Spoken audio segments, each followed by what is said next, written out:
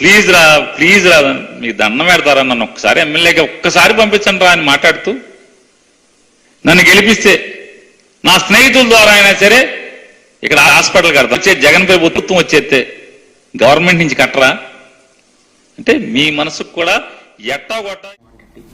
తన సిద్ధం సభకు క్వార్టర్ ఇస్తే గానీ జనాలు సిద్ధమవ్వట్లేదు. అందుకే ఇవాళ రాప్తాడులో జరుగుతున్న తన సిద్ధం సభకు ఎక్కడో తాడేపల్లిలో పొదిగిన గుడ్లు,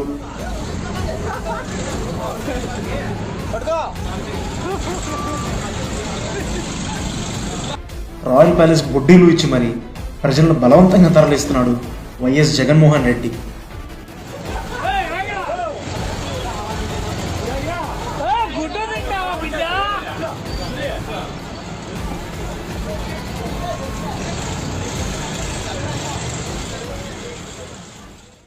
మించిన సేవ రాజకీయాలు ఎవరైనా చేశారా?